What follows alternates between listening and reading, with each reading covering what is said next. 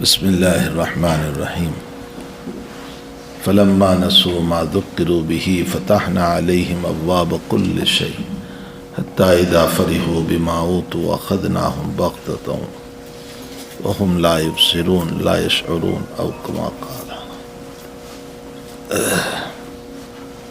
بزرگان محترم، میرے بھائیو، دوستو، عزیزو، حضرات علماء کرام،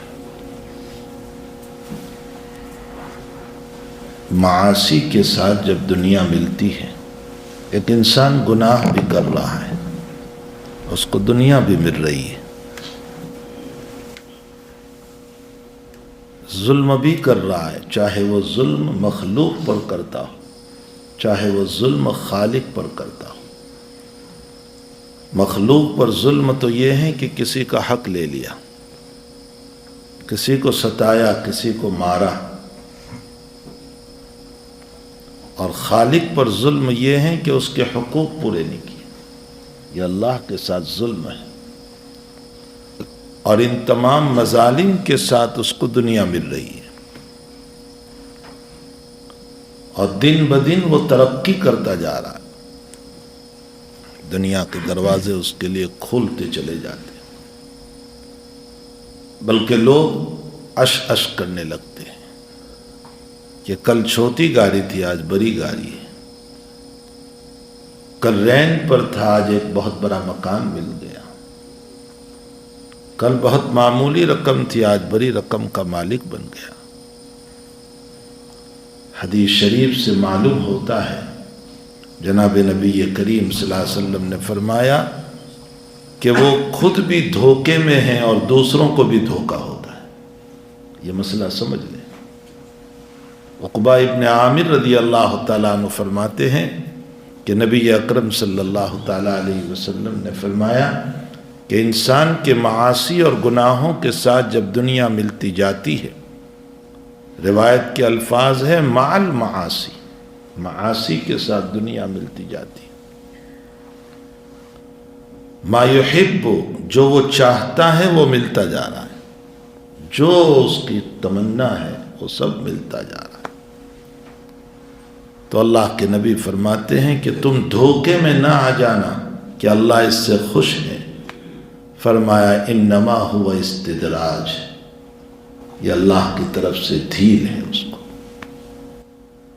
استدراج کا معنی ہوتا ہے گناہوں میں مضبوط کرنا، تاکہ یہ گناہ میں مضبوط ہوتا چلا جائے، یہ استدراج ہے۔ اس سے دھوکے، وہ خود بھی کبھی دھوکے میں آ جاتا ہے، وہ یہ سمجھتا ہے کہ اللہ مجھ سے راضی ہے، اسی لیے تو دے رہا ہے مجھ کو۔ مشرکین مکہ کو یہی مسئلہ تھا۔ 14ویں پارے میں مشرکین مکہ کی باتوں کو نقل کرتے ہوئے اللہ تعالیٰ فرماتے ہیں کہ یہ مشرکین مکہ یوں کہتے ہیں کہ اگر اللہ کو پسند نہ ہوتا تو ہم بتوں کی عبادت کیوں کرتے؟ دیکھیں، اللہ کو پسند نہ ہوتا تو ہم بتوں کے نام پر جانور کیوں چھوڑتے؟ بحیرہ، صائبہ، وسیلہ، حام کیوں چھوڑتے ہم؟ معلوم ہوتا ہے کہ اللہ بتوں کی عبادت سے بھی خوش ہے اور ان جانوروں سے بھی خوش ہے۔ بس یہی ہو بہو مثال اس وقت ہے کہ معاصی کے ساتھ جب دنیا ملتی جاتی ہے، گناہوں کے ساتھ، تو انسان وہ خود بھی اس دھوکے میں پڑا ہوا ہے کہ اللہ مجھ سے خوش ہے، اللہ مجھ سے راضی ہے، اسی لیے مجھ کو دنیا دیتا جا رہا ہے۔ اگر وہ ناراض ہوتا تو مجھ کو دنیا کیوں دیتا؟ اور لوگ بھی اس کے باب میں دھوکے میں پڑے ہوئے ہیں، کہتے ہیں دیکھو اللہ راضی ہے تبھی تو اس کو اتنا مل رہا ہے، اس کے گناہوں پر پکڑ تو کیا ہو رہی ہے اور اس کو فراوانی ملتی جا رہی۔ نبی علیہ السلام فرماتے ہیں یہ دھوکہ ہے، انما ہوا استدراج، یہ استدراج ہے، ڈھیل ہے۔ لیکن ایمان جس کو ملا، اعمال صالحہ جس کو ملے، وہ یہ سمجھ لیں کہ یقیناً اللہ راضی ہے۔ حدیث شریف میں ہے، جناب نبی کریم صلی اللہ علیہ وسلم نے فرمایا इन अल्लाह तबारक व तआला युअति दुनिया मन युहिब्बु व ला युहिब। अल्लाह दुनिया उसको भी देता है जिसको चाहता है और उसको भी देता है जिससे मोहब्बत नहीं करता। महबूबों को भी देता है, गैर महबूब को भी देता है। दुनिया के बाब में तो अल्लाह ताला का ये उसूल है, मन युहिब्बु व मन ला युहिब। लेकिन आगे हुजूर पाक सल्लल्लाहु अलैहि वसल्लम फरमाते हैं व इन्नमा तबारक व तआला युतिल ईमान मन युहिब। ईमान उसी को मिलता है जिससे अल्लाह मोहब्बत करता है। यह हदीस शरीफ हमारे लिए बशारत है इस बात के ऊपर कि अल्लाह ताला हमसे मोहब्बत कर रहा है, अल्लाह हमसे खुश है, अल्लाह हमसे राज़ी है, तभी हमको ईमान की दौलत अता फरमाई है। कुरान करीम में अल्लाह ताला फरमाते हैं कि ये जो मेरे नाफरमान हैं, मेरे बागी हैं, मेरी बगावत पर उतरे हुए हैं, मुझे नहीं मानते हैं, मैं चाहता, कुरान का मज़मून है, मैं चाहता तो उनके मकानों को, उनकी सीढ़ियों को, उनके स्टेयर्स को, उनके छतों को मैं सिल्वर की बना देता। सब पूरा मकान सिल्वर का, जन्नत की बात नहीं, दुनिया में। दुनिया में उनके लिए मैं उनको सिल्वर का मकान दे देता, उनकी सीढ़ियाँ और स्टेयर्स भी सीढ़ियाँ सिल्वर की हो जाती, चांदी की हो जाती। लेकिन अल्लाह फरमाते हैं ये बेअक्ल लोग जो जिन मोमिनों में अक्ल नहीं होती, ये बेअक्ल लोग कहीं उनकी इस दौलत को देख करके ये न समझ लें कि कुफ्र हक है, इस्लाम बातिल है। ये उल्टा न समझ लें, कुफ्र सही है, ईमान गलत है। और ये यही न समझ लें कि इनको दौलत मिली है इसका मतलब अल्लाह उनसे खुश है, ये न समझ लें। इसलिए मैंने इनको इतना नहीं दिया, वरना मैंने तो उनके लिए दुनिया को जन्नत बनाई है, तो तुम्हारे लिए जन्नत में सिल्वर और गोल्ड है, मैं उनके लिए दुनिया में सिल्वर अता कर देता, मैं दुनिया में उनको गोल्ड अता कर देता, उनके मकानों को बना देता। लेकिन बेअक्लों के बाप में ये खतरा है कि ये ईमान न छोड़ दें। इनकी दौलत को देख करके ये न सोच लें कि कुफ्र सही है, नाफरमानी सही है, बगावत सही है। और अजीब व गरीब बात है, हुजूर पाक सल्लल्लाहु ताला अलैहि वसल्लम फरमाते हैं इन्नल्लाह तबारक व तआला इज़ा अहब्ब बिअब्दी अज्जल अल-उक़ूबा। अल्लाहु अकबर। अल्लाह के नबी फरमाते हैं अल्लाह जब अपने बंदों से मोहब्बत करता है ईमान की निस्बत पर, आमाल की निस्बत पर, तो सज़ा जल्दी दे देता है। दुनिया में सज़ा दे देता है फ़ौरन। उसके लिए बड़ी बड़ी सज़ाएँ नहीं, उसके लिए आखिरत की सज़ाएँ नहीं। एक सहाबी रज़ी अल्लाह तआला अन्हु के बाब में रिवायतों में वाक़या आता है कि हुज़ूर पाक सल्लल्लाहु अलैहि वसल्लम के पास आए तो यहाँ खून निकल रहा था। हज़रत ने फरमाया क्या हुआ? ये हयातुस सहाबा में है ये वाक़या, यहाँ से खून निकल रहा था। फरमाया क्या हुआ? फरमाया या रसूलल्लाह मैं चल रहा था और चलते चलते मेरी नज़र एक औरत पर पड़ी और उसके हुस्न पर फरेफ्ता होने की वजह से मैं उसको देखता ही रहा और चलता रहा। बस मुझे सामने की जगह मालूम न हुई और मैं दीवार से टकरा गया। अल्लाह के नबी ने उस वक्त ये जुमला फरमाया, अल्लाह अपने बंदों से जब मोहब्बत करता है तो अज्जल अल-उक़ूबा, फ़ौरन सज़ा दे देता है। और ये दुनिया की सज़ा मामूली है आखिरत के मुकाबले में। ये मोहब्बत की दलील है। जाहिर सी बात है कि अगर बाहर कुछ हो जाए, एक्सीडेंट हो जाए, कोई मसला हो जाए और हमारा बेटा भी उसमें शरीक हो, तो हम दूसरों को कहने से पहले अपने बेटे को कहेंगे, उसको दो थप्पड़ मारेंगे। दूसरे बच्चों को तो बात का मसला है, पहले अपने बच्चे को। क्यों? ये अपना प्यारा है, प्यारे को पहले कहा जाता है, दो थप्पड़ मार दिए जाते हैं। अल्लाह कहता है मेरे बंदो मोमिनो तुम भी मेरे प्यारे हो, तुमसे थोड़ी सी खता हो जाती है, मैं फौरन थोड़ी सी सजा दे देता हूं ताकि साफ हो जाए। ये प्यार है अल्लाह का, ये मोहब्बत है अल्लाह की, ये इनायत है अल्लाह की। اس لیے اگر مومن پر بیماری بھی آتی ہے تو نبی فرماتے ہیں گناہ معاف ہوتے ہیں،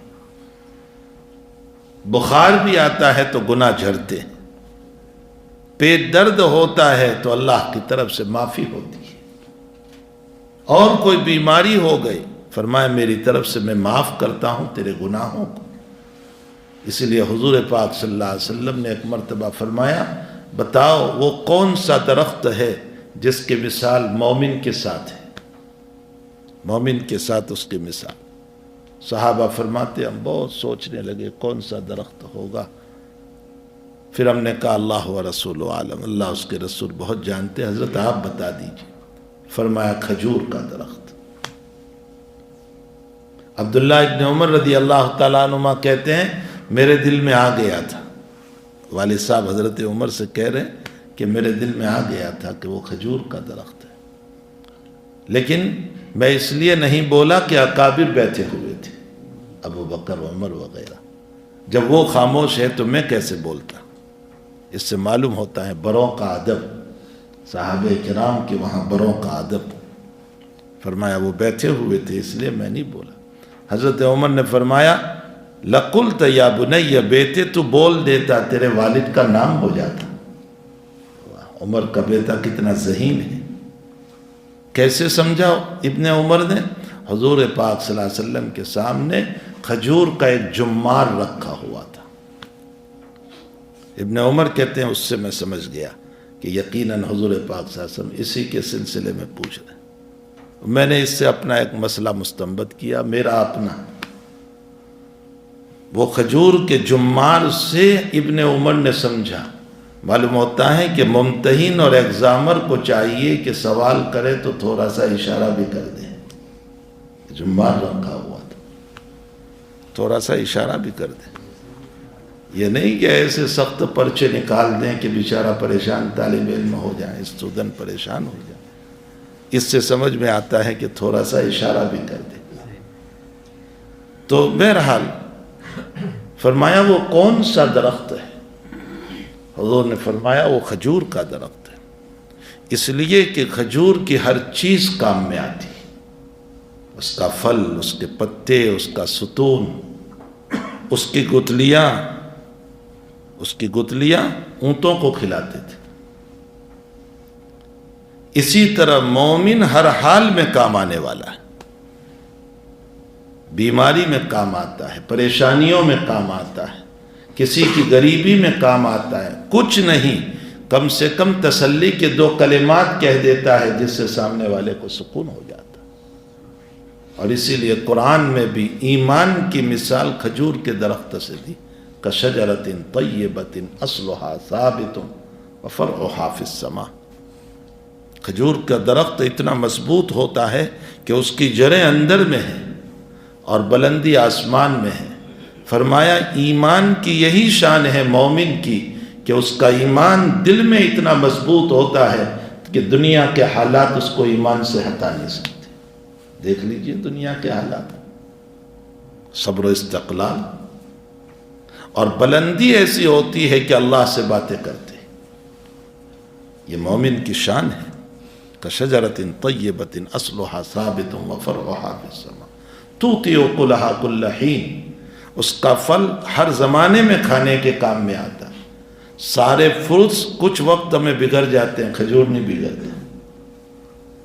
اگر معمولی کیڑا پڑ بھی گیا اس کو نکال دو پھر کھانے کے کام میں آ جاتا۔ ایک مرتبہ ہمارے شیخ یونس صاحب قدس اللہ سرہ وہاں مسلسلات کا سبق آ رہا تھا، تو اگلے دن کہا کہ بھائی کھجوریں دیکھ لو، تو خادموں نے کھجور دیکھی، اس میں کچھ کھجوریں ایسی تھی کہ جس میں کیڑے کا شبہ تھا۔ فرمایا اس کو کھولو اور کیڑا ہو تو نکال دو۔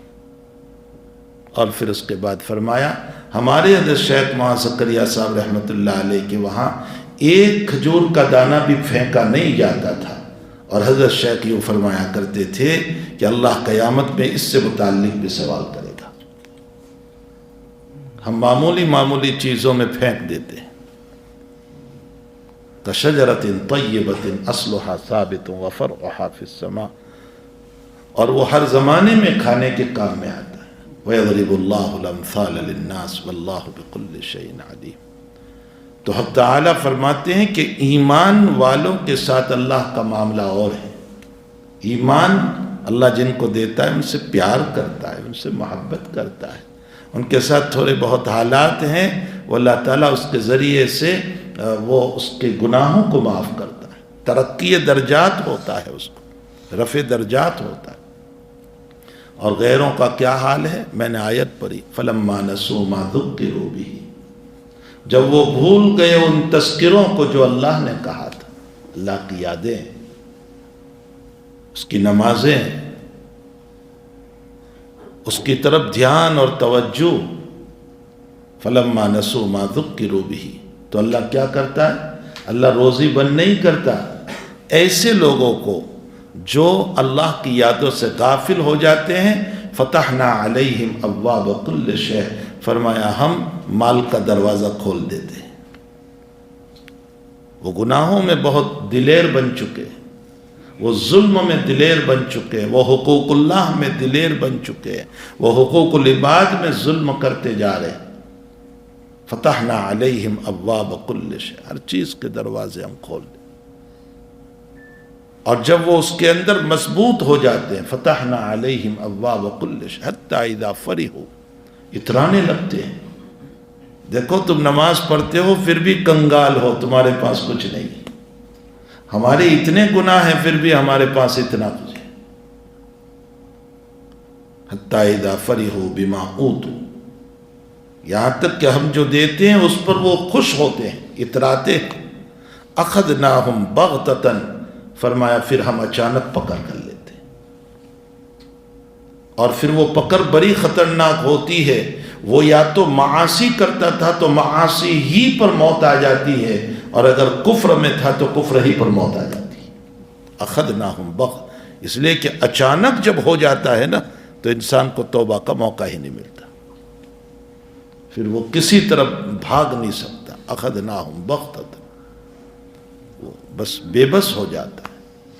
تو میرے بھائیو، دنیا کی یہ زندگی جو ہے یہ ہوا میں رکھے ہوئے ایک چراغ کی طرح ہے، کون سے جھونکے سے چراغ بجھ جائیں کچھ پتہ نہیں، اسی طرح میری زندگی کس سیکنڈ میں بند ہو جائیں کچھ پتہ نہیں، کچھ پتہ نہیں ہے۔ ہمیں علم نہیں ہے کہ ہمارا چراغ کب بجھ جائے گا۔ اس لیے ان آیات سے، ان احادیث سے ہمیں یہ سبق ملتا ہے کہ اگر ظلم کے ساتھ، معاصی کے ساتھ، گناہوں کے ساتھ کسی کو دنیا مل رہی ہے تو اس سے تم دھوکے میں نہ آنا کہ اللہ اس سے خوش ہے، یہ خوشی کی چیز نہیں ہے، اور وہ خود بھی دھوکہ نہ کھائیں کہ اللہ خوش ہے اس سے۔ کسی بزرگ نے لکھا ہے کہ مجھے دعا کے لیے لے گئے، وہاں دیکھا کہ وہ تو شراب کی بھٹی تھی اور باہر لکھا ہوا تھا ھذا من فضل ربی،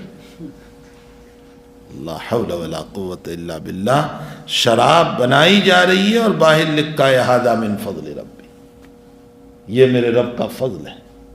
یہی وہ دھوکہ ہے کہ میرا اللہ میرے گناہوں کے باوجود خوش ہے، یہ دولت مل رہی ہے، یہ خوشی کی بات نہیں تو اور کیا ہے۔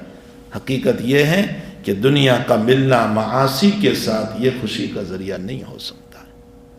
ہاں، ایمان کا ملنا، اعمال صالحہ کا ملنا، سجدوں کا نصیب ہونا، اپنے مال میں سے اللہ کے راستے میں خرچ کرنے کی توفیق ہونا، یہ اللہ کی خوشی کا ذریعہ ہے۔